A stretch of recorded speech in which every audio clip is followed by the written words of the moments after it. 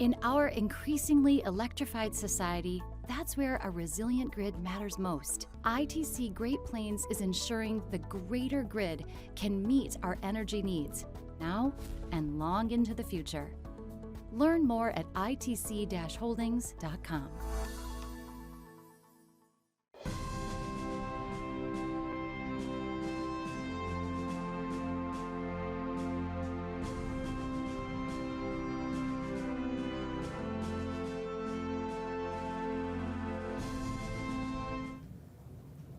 Welcome back to the Salina League of Women Voters Candidate Forum. We have 4 candidates in the second session, each from 3 from different offices, and 2 from one office. Okay, I had to do the math really quick in my head. For the candidates who could not attend or did not respond, we offer to allow them to submit a written statement or send a representative. We will introduce them in order of their district numbers. For the new State Board of Education, District 7, we were formerly in District 6, we have incumbent Republican Ben Jones. His opponent, Dennis Hershberger, is attending an event in Great Bend tonight and has submitted a written statement. I'm an unapologetic conservative who wants to see K-12 education reined in from destructive policies that are putting children at risk from receiving a good education that is robbing them of fundamental skills and the 3 R's. This is being done by using curriculum that is social emotional based and exposing them to illicit sexuality that is very inappropriate and at times initiated without parental or legal guardian knowledge. Transgender trends are simply destroying the roles of male and female, creating confusion and causing a level of hopelessness not seen in our history. I fear this trend will lead to relationship issues that separate children from reality and destroy the traditional family model with sterility and even suicide escalating in the aftermath. Data collection has robbed class time to teach and is being used to give private information to cultural elites intending to promote socialism ideology, most of what parents and even educators have not been informed of. I'm concerned the end game is to create a cultural dependent on Big Brother tech and government. And at that, I have reached time on the statement. That was from Dennis Hershberger. Okay. All right, from the Democratic race, from House District 69, we have Sarah Cruz and Molina. And from the Republican race for House District 107, we have incumbent Susan Colcannon from Beloit. Her opponent, Gerald Johnson of Glasco, has 4-H events with his children tonight, so he could not attend. He declined to send a statement or representative. Links to the maps showing the boundaries of these districts are available at lwvsalina.org on the elections page. We will start with opening statements of 1 minute each. As a reminder, we have timekeepers. When you see the yellow card, that means you have 30 seconds remaining, and the red card means your time is ended. All right, we will start at this end of the table with Ms. Molina. Well, I'm Molina, and I'm running for the 69th district. The reason I did it was because me and my friends had started getting into politics more, and I realized no one had gone for it, and we all took kind of like this inner vote between us that someone should step up, that we don't see any young women going up for this. There are some, but we just don't see it being pushed hard enough. It felt like our voices weren't being heard, and I guess I was the one that fell and got pushed into it. So this is a really good learning jump for me and process. So I really hope you guys give me a chance to feel heard and let my friends and other acquaintances, coworkers feel heard.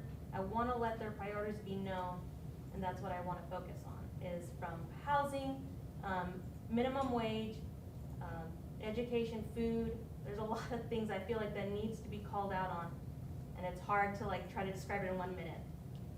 There's a lot that I want to talk about. All right, Ms. Cruz. Thank you. I'm Sarah Cruz, and I want to start by thanking the League of Women Voters for holding this forum. A little bit about me. I've been politically active my whole life in that I have exercised my right to vote in every local and national election. I'm a relative newcomer to Salina, having moved here just 10 years ago. I have a background in aging and end of life, and since arriving, I have taught classes and workshops in death and dying and after-death care here at the library through the class program, at Kansas Wesleyan, at Bethany College, at K-State, and also at KU, along with teaching hospices in the region. I've also founded a nonprofit natural cemetery just north of here. One of the things I took to heart is that anyone in this country can run for public office and hardly anyone does. Given the political climate these days, I felt it was my time to rise to the occasion and get involved, and I would like to be represent the people of the 69th District. Ms. Concannon? Well, thank you, and thank you to the League of Women Voters. So I'm Susan Colcannon. I'm new to Salina politics, but I'm not new to Salina, and I'm not new to politics. I was born and raised here. I grew up out on Simpson Road east of Salina. I was in the Willing Workers 4-H Club and went to Emmanuel Lutheran Church. I graduated from Central in 1976. Politically, I've served on the city council in Beloit, which is where I currently live now, I should mention that. And then I ran for the House in 2012. So I have been in the Kansas House for 10 years. Redistricting then brought me back to my roots in Salina. They created a district that drops clear down, and I've got the northwest corner of rural Saline County and a section of Salina. I live in Beloit. My husband's a physician. We've been married 42 years. We have 3 children and 5 grandchildren. I'm done. And Mr. Jones? Well, thank you. It's such a cool day in Kansas to be here, right? As we're all melted walking in here. My name is Ben Jones, and I'm the current District 7 Kansas State Board of Education representative. I sit alongside Dr. Dina Horse, who sits on District 6, which previously had Salina. And in redistricting, I've gained Saline County and the rest of Dickinson County, as well as a whole bunch of areas south and west. I am a resident and a lifelong family roots in Sterling, Kansas, and rural Rice County. I am the Director of Discipleship and Outreach with Lions First United Methodist Church, where I'm on staff, as well as involved with Family Community Theater in Hutchinson, where I'm the Vice President and Chair of their Education Committee and work on education initiatives in theater, as well as various odd jobs in the community in Reno and Rice counties. The last 4 years, I'm pleased to say that we have improved graduation rates faster than any other state in the country, as well as post-secondary success. Students getting high school diplomas, but as well as certifications out there, and it's great to be here. I saw it was giving a nice ending. We will now have questions for Ms. Eichelberry from Salina Post. She will begin with questions for the school board race and then move on to the House races. Thank you. Okay, you have some experience already being on the state. You have experience being on the state board already. What do you see as the greatest need for education at the state level? Yes, greatest need is twofold. One is recovering from COVID. As you know, COVID shut down. I was in the classroom the day that we did shut down. I'm a substitute teacher as well. And it's recovering that. So we did see a loss and a plateauing of graduation rates, post-secondary success coming out of COVID. Now, we did not lose ground of that, but our test scores did suffer. And so how do we catch those kids up, especially those kids that are identified with an IEP and special needs, or those kids that are in poverty that didn't have the resources necessarily during COVID to receive quality education during that time that they were out of the classroom. Those are our 2 biggest challenges. Kind of along those lines, during the pandemic, or we're still sort of in it, a lot of schools switched to giving an online option, distance learning type of option, and in some cases that's proved to be somewhat popular. What is your view on continuing to offer that?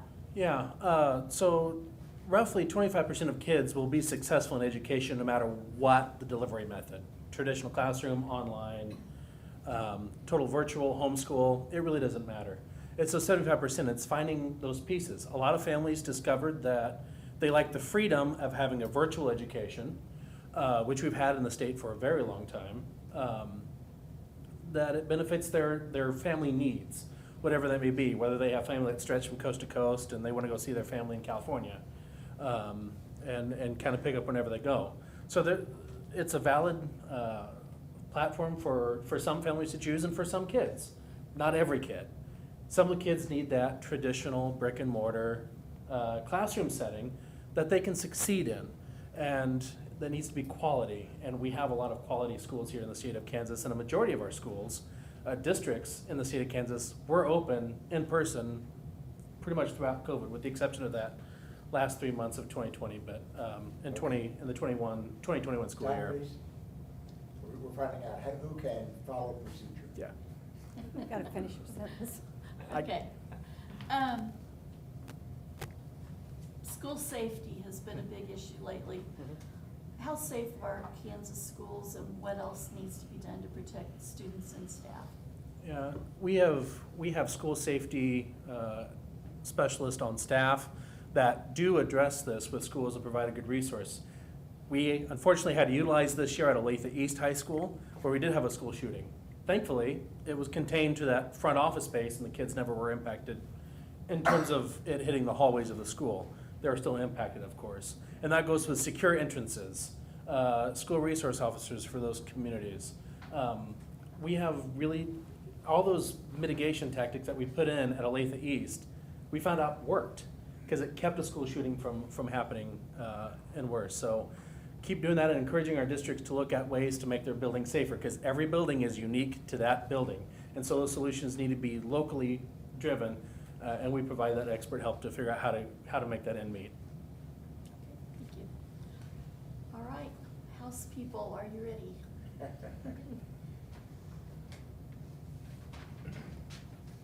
What do you see as the state's, as a whole's, most urgent need going into, say, the next couple of years?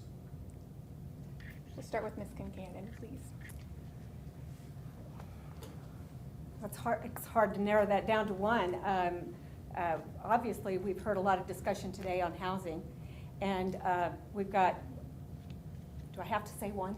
Housing is a very urgent need. I do have some numbers on that. I've heard the discussion earlier and would like to share those. I'm going to run out of time if I start getting into that. But workforce development, child care, those are all things that we need to be working on. We are doing well economically. We're coming, the revenues are coming in above expectations. But so, you know, at some point, I'd like to see an opportunity to lower taxes. Ms. Cruz? Last Sunday, the Salina Journal published a 3-page article on climate change and the effect that is having on farming in Kansas. We can expect less consistent, more erratic, and intense weather events from deluge to drought. I would support research targeting crops and cropping systems that can deal with extreme climate conditions.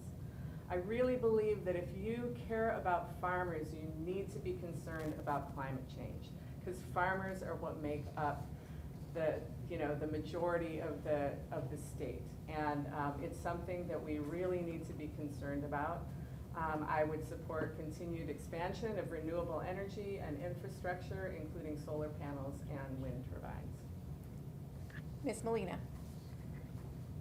For me, I was hoping this wouldn't be my top priority or concern, but it's a right for our body, because it was my focus on the school foods, that we would be progressing and we weren't going to be falling back, but we are somehow. And that ruined a lot of me and my friends' ideas of wanting to do different things and trying to show people that, hey, we're going forward, hey, let's focus on these other things. But it seems like we're falling back in time, and that's hurting a lot of us. And then it's bringing up a lot of points that my friends didn't think was going to happen. What am I going to do with my body? What about birth control? What's happening? What happens if I get raped? What's going to happen if a family member, like they talked about that 10-year-old, that suddenly became really big. I wanted to focus on free school lunches, and I didn't realize it would become so dramatic on this on this vote on Roy versus Wade. So that's my biggest concern, in making sure everyone's aware and that misinformation isn't being spread. What, let me preface this. Medicaid expansion's been a hot topic button for quite a while. What are your thoughts about doing that in the state of Kansas, and why? We'll start with Ms. Cruz. This is a pretty personal issue for me. I just got back from spending 3 weeks in Michigan, taking care of my cousin who lives in a trailer alone at the poverty level. And Michigan is one of the states, 38, that have accepted Medicaid expansion. And I actually find it unconscionable that the state of Kansas is grappling so hard with this right now, when you know, it would be paid for, 90% of it is paid for by the federal government, and we need to really support people who need health care. Barb got excellent health care because of Medicaid expansion in Michigan, and I think it's absolutely necessary. And if we want to be a compassionate state, as Randy was talking about, this is something that we really cannot fall short on. Ms. Molina. It's kind of the same thing on how I had my views, but I don't know too much on it, other than I would assume, why wouldn't you expand on it? Why wouldn't you help people that need medical help? Why isn't that available? Like, there's a lot of things that need to be called out and a lot of things that need to be fixed, and it's odd that that is something that we are struggling so hard to do. It shouldn't be such a hard concern. Why is it so hard to just say, yes, let's just do this. Let's help these people that are in need. This affects a lot of things. Let's just do this. So, like I said, I'm still learning. I want to know more, but I do believe in expanding on it and making it easier for families, children, elderly people who are probably struggling, who have retired, who can't work anymore. I know that's still a struggle. So that's my statement for now until I learn more. Ms. Colcannon. Thank you. I strongly support expanding Medicaid. I have worked on that and advocated for it since 2013 when I first came into the House. We are paying for this through our income taxes to the federal level. And at once upon a time, that was going to our hospitals in the form of these dish payments. It's kind of more complicated than that, but at the time when we switched to the Affordable Care Act, there was an expectation that we would expand, and that it would come through the state, but we didn't. Then that's when the Supreme Court ruled that we didn't have to.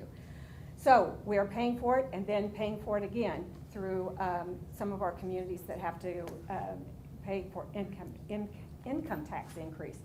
I think that it protects, and it's we get the 90% coming in now, but also if we would come in now, we would get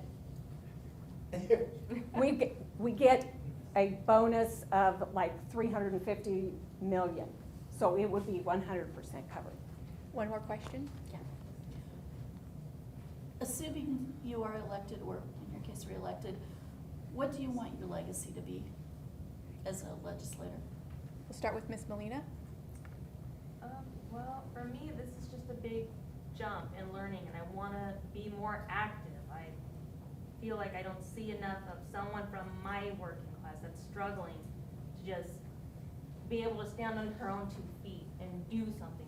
I want to be able to provide for my family as well if something ever happened to my boyfriend, or what happens if something happens to my mom. I have to take care of 2 families because my siblings are dependent on my mom still.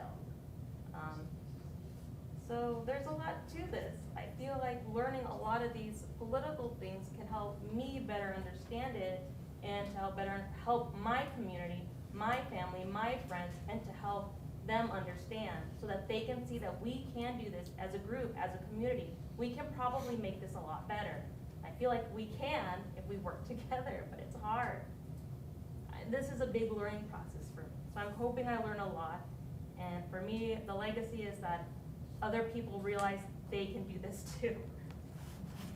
Ms. Concannon. Thank you. I guess I would like to be known as a pragmatic problem solver. I worked a lot with different health issues. Just in the last 3 or 4 years, I've been working on foster care issues and senior care task force, so senior issues. I chair a committee called Children and Seniors, and I would like to be known as a very fair chairman.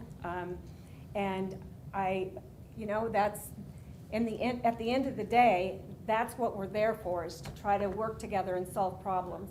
And that's what I would like to be known for. Ms. Cruz.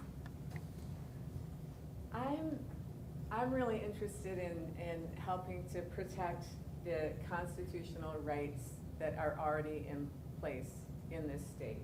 And I feel like it's really important that we continue to ensure that those freedoms and rights are accessed equitably, and that it wouldn't be based on anyone's economic status or gender identity or sexual orientation or race, and rather that we will protect our constitutional rights. And so I guess that's part of what I would like to be remembered for, as being a stalwart protector of upholding the Constitution rather than changing it to limit people's rights. Thanks, Ms. Eichelberry, for your questions. We will now turn to questions from the audience. We'll raise your hand and I will call on you. Ask your question. Please specify whether you are asking the question for the Board of Education race or for the House races. Remember to allow the candidates to answer the questions without interruption. And I will now call on you to raise your hands in the front row here. Mine's to the Board of Education. What is your definition of CRT, and is it being taught in K through 12?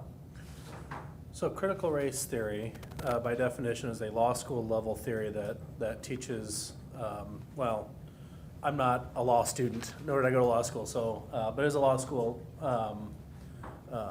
level course. I have a friend that teaches an hour of it in a 3-hour long course at K-State that touches briefly on it and moves on to other things. It is currently not expected to be taught in our state standards. I've never voted to put it in there. I won't vote it in there because it's not appropriate for our kids to do. It's a law school level course. Other questions? Here. This is for the state representatives. Recently, Salina, as part of our reporting to the state, became the first city to declare a target of zero waste by 2050. And it's a very vague definition of zero, but I'd like to think under home rule we could carry that out. But the state has preempted or attempted to preempt home rule when they tried to ban plastic bags from being banned at municipalities. So my question for you is, what is your position on preemption, and when is it appropriate to do so? The question was related to the city's desire to reach zero waste and the... It's about home rule versus the state's ability to come in and preempt home rule. That, I gave an example of where Right, we're okay. So the example he was using was about zero waste, but it is about home rule question and the state's ability to preempt that. We will start with Ms. Concannon. Okay, thank you. So I believe in local control. I have the background of being on the city council in Beloit. I think that the best decisions are made locally for their community. People know what's best for their area. I do think that there are some situations where the state can override that when it's a situation for public health, as we just recently saw with the pandemic. But that's the only exception I can think of right at this time. Otherwise, it's local control. Ms. Cruz. I agree with what Susan just said. I think it's really important that local municipalities have decision-making power to do what is right for the cities. And again, I think that that's a great example that you gave about healthcare. And, you know, especially getting through the pandemic was, and as has already been mentioned, we're still in the midst of it, although it seems like it has peaked. And yeah, and I guess another would be if a city was implementing a program that was marginalizing certain groups of people in the city, that might be a reason for the state to get involved. Ms. Molina.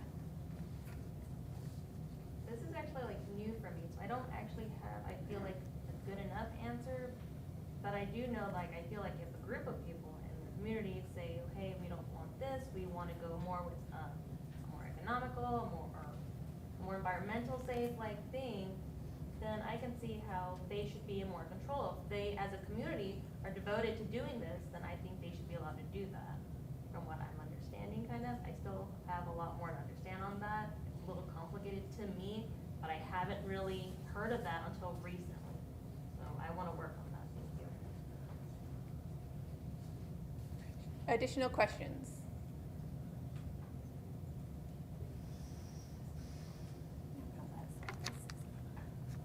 Could I ask the state board a question? Certainly. I guess our former board member, Dino Horst, fought rather strenuously to keep arts as a full credit rather than a half credit. Mhm. What is your position on that? My background is music. I made a very long speech last month about the importance of the arts and how it ties to academic success. I will not be supporting reducing the arts credit to a half credit. Right. In the back first. I was a cybersecurity engineer, and so that's my background, more like science and technology.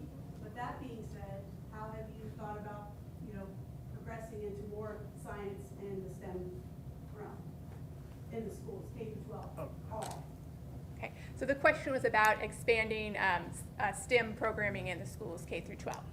Yeah, so we have been working on, in the last 4 years, computer science standards.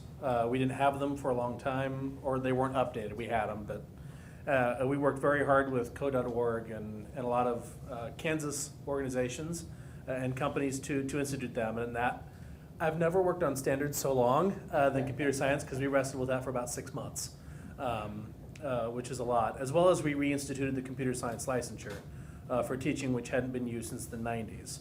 So we are really transitioning into how do we deliver that, how do we integrate it in our classrooms, knowing that we don't have the knowledge of our teacher base to teach it fully at this point in time. But we will build our capacity. We work with Chairman Hubert, the chair of the House Education Committee, to start that work and investing in that process with this computer science bill last session. And it was a compromise and a wonderful deal that we had worked out between the state board and the legislature just this year. That's a broad subject, computer science. So within computer science, where have you leaned towards the most? Where have you grown the most or presented growth? I will say that we are at the very beginning of that. So a lot of it is geared toward coding. It's an easy, accessible platform to go right now, as well as an identification. As you know, computer science is broad. I'm very well aware of it. It's housed within all of these different pathways that exist. And so how does this particular STEM pathway, how does this impact the CERT pathway? So ag would be completely different from, I'm blanking on all our pathways right now, but history and government or those kind of pathways, or audiovisual, it would be completely different. So it's adaptable to those pathways in those programs, especially at the secondary level. Dave. This would also be Ben Jones. Realizing that today's headline is that Kansas is facing its worst teacher shortage in 90 years, something like that, certainly bad. You've had read the statement of your opponent, Grace. I guess my question to you would be, do you find any part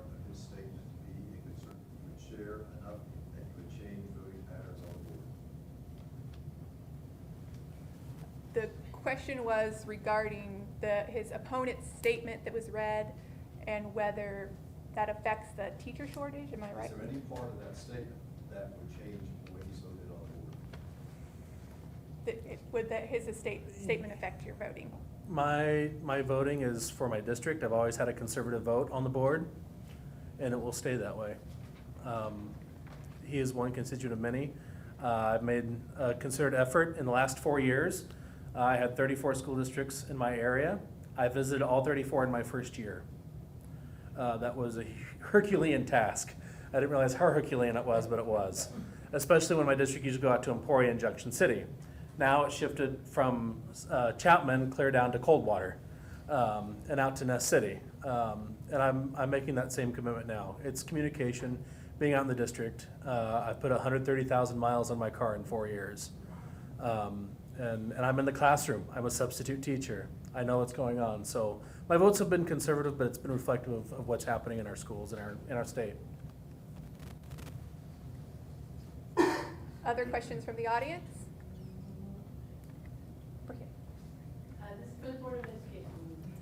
I'm glad I'm so popular. I'm on our school board, and we are finding that when we focus on the Kansas and Scan, whatever you call those. Vision.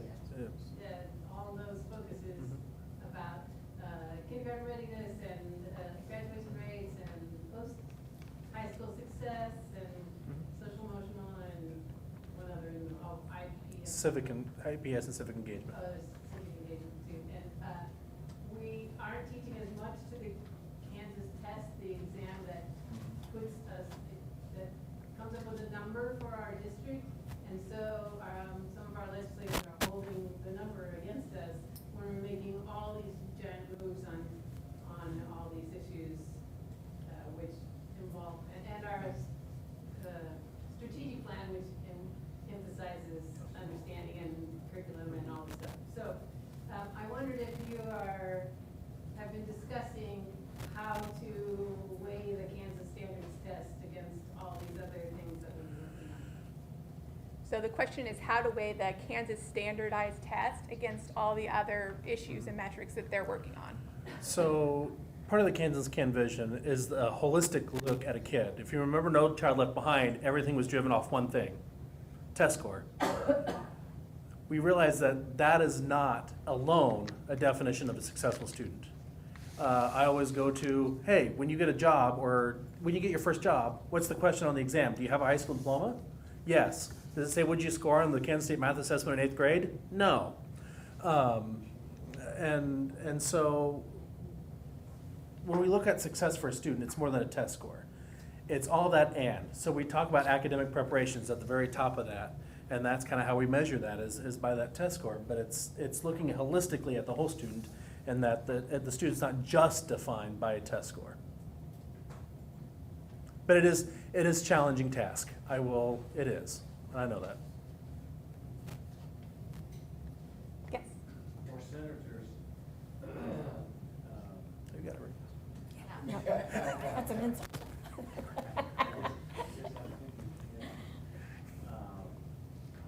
single most important issue, period, in terms of budget and budget resources. The single most important issue in terms of budget and budget resources. From where? Are you starting? We'll start with Ms. Cruz. Thanks for that question, Gary. I have to admit, I don't know a whole lot about the budget or the budget resources. I do know that we have a tax revenue surplus now and now have, $1 billion or something in the rainy day fund. So, if this is a question about taxes,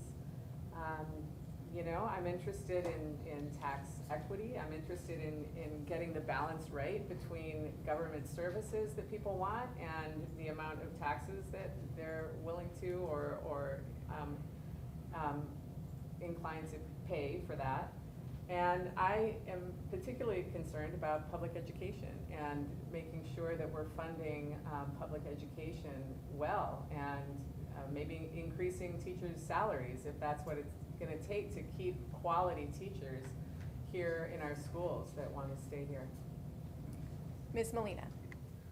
I also don't know much about budgeting or much on my taxes, but I always thought a way to help boost money into the state would be to legalize marijuana, which I always assumed would help provide more jobs, more income.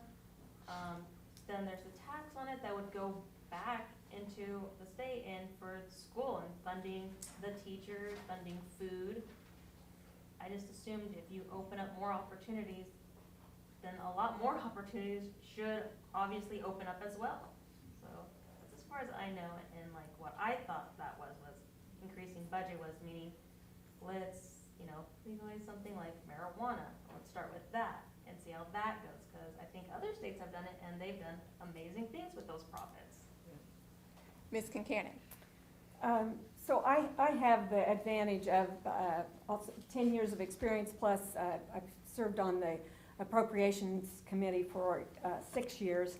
And when I came into the legislature, it was right after the Brownback tax cuts that bill was just passed before I came in. So I lived through all of those cuts and how miserable that was. So priority for me, and has been for the last couple of years, is paying off that debt. We closed the bank of KDOT. We are paying off bonds, all the ones that we can, and all the ones that make sense because of interest reasons. The other thing is capers. We were skipping capers payments during that time, and we've stabilized. This year we were able to put $1 billion into capers, and we went from 49% funding up to 89%. And then we started the rainy day fund or stabilization fund just last year. So, yeah. We do have time for one more question. They're in the back. I want to ask in here, as you grow and learn more and understand more and more about the effects of marijuana and the fact that it's a gateway drug that leads many people into more different, stronger drugs, and then that creates more of a problem in terms of addiction, which then is ultimately a taxpayer issue. I'm just astounded at when people want to use any kind of chemical like that to increase our funding, when from another standpoint, the psychological, emotional standpoint of possibility of people really getting. Can we rephrase the question so that it applies to all the House candidates, please? My concern is the whole thing of legalized marijuana and not understanding that in the big picture that can lead to a lot more problems for our citizens in terms of addictions. It's a gateway drug for sure into other drugs. So I guess I'm not sure even what my question is, except why would you want to use something like that to make more money, when in the big picture it harms people. It very well could harm people. So the question is in regards to potential fallout from legalizing marijuana. And we'll start with Ms. Molina. For me, to say that it's this big picture, I think it's been blown out of this proportion, because I do remember it being drilled into me since elementary school here at Oakdale that it's a big gateway, but it really wasn't to me. And I felt like this big picture that a lot of people have this image of legalizing it. You're gonna start doing heroin, you're gonna start stealing, you're gonna start doing, that didn't happen until it became, to me, people tried it and, well, because it's illegal, people are getting punished for it. You have the one about the 18-year-old who got caught with it, and the judge had destroyed his life completely, and he didn't even have a chance to really live out his life. I think legalizing it is better. we gotta destroy this old image that it destroys lives when it really doesn't seem to be doing that to these other states if they have it. I know it seems hard to jump in such a, to me, it seems like a common progressive idea to just be legal on it. Sorry, it's a lot more in depth to me to talk about. There's a lot to it, sorry. All right, Ms. Colcannon. So we've had some votes. I have a voting record for legalizing marijuana. I have supported legalizing medical marijuana, and that passed the House and got stuck over in the Senate, and they didn't take it up. I would support that again. We've had hearings where we had children who that we know were able to be helped by it. They've gone to other states and purchased it, and they were actually having seizures right in front of us. So it was like, you know, up to the minute that we got to see that. As far as legalizing it for recreational, I've never been in support of that, but I have watched what other states are doing. We don't need the revenue from that at this time, but I would like to wait and see. I'm hearing feedback from other states, and so I'd like to see what maybe the unintended consequences are. But right now, other states, when I go to national meetings, are saying it's going well. Ms. Cruz. Yeah, 38 states have already legalized marijuana at some level. And so many of those states started with medical marijuana, and it is a valid treatment. It really has helped so many people. It treats, it treats pain, it treats seizures, and it's a valid medical treatment. So that might be a good place to start. Fortunately, we do have the ability to learn from the other states who have already implemented it and implemented recreational marijuana as well. And I would, I guess I'm not convinced that it is a gateway drug in the classic sense. I haven't seen that information. Colorado just last year made $423 million in marijuana tax revenue, and a lot of this is being channeled into the states. Oh, sorry. But of course there are challenges to deal with. I mean, there are problems with it, so, and we can learn from other states. Thank you to everyone for your questions tonight. We will now allow the candidates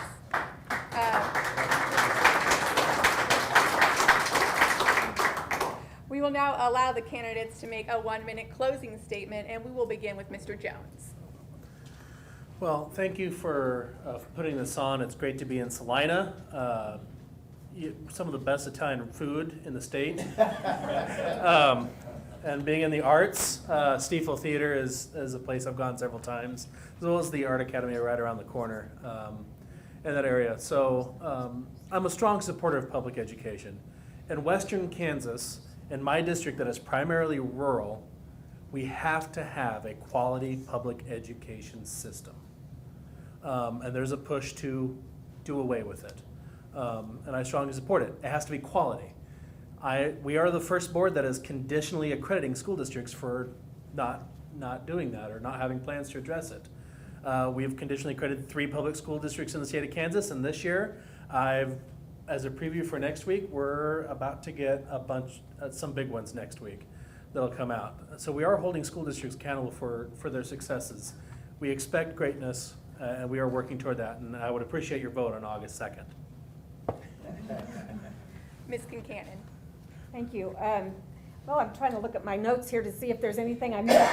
I've been endorsed by the Kansas Farm Bureau and Kansans for Life, and I wanted to follow up on the education funding. I believe we need to fully fund schools. We are ratcheting up to the point, but we also need to fully fund special ed, and we are not at this time.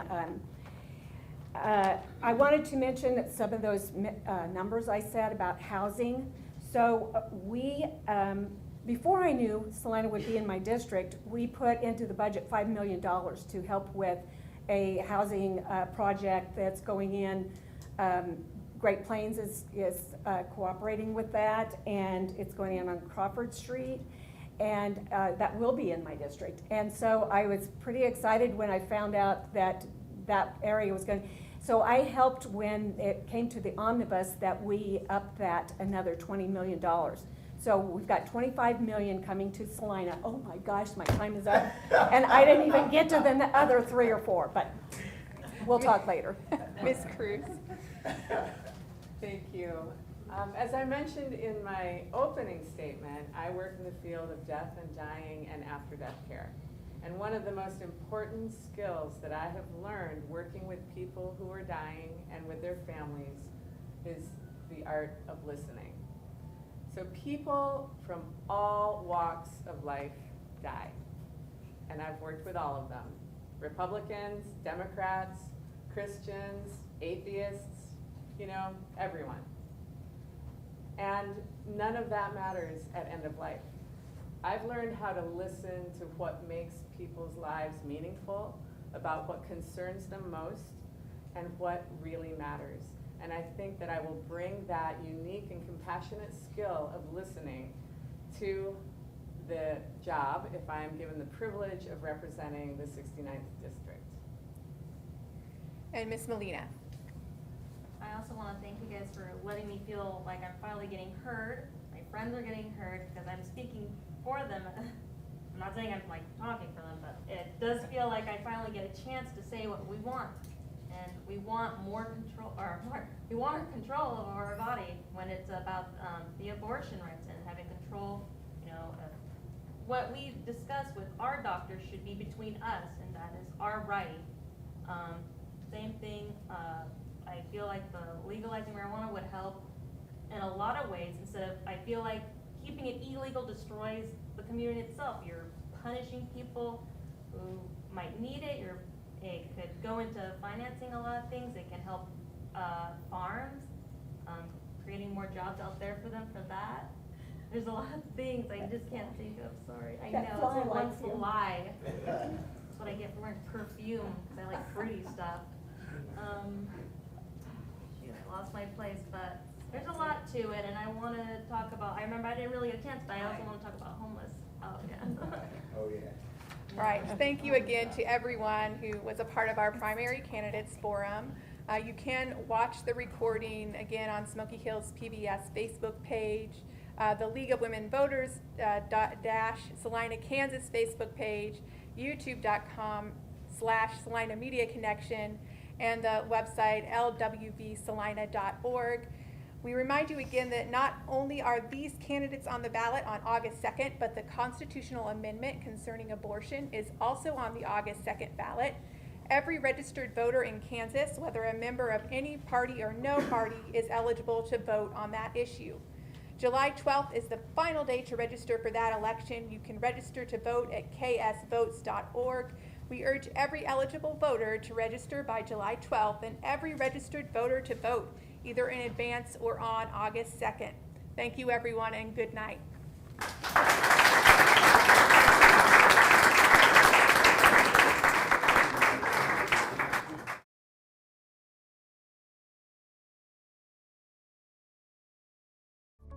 In our increasingly electrified society, that's where a resilient grid matters most. ITC Great Plains is ensuring the greater grid can meet our energy needs now and long into the future. Learn more at itc-holdings.com.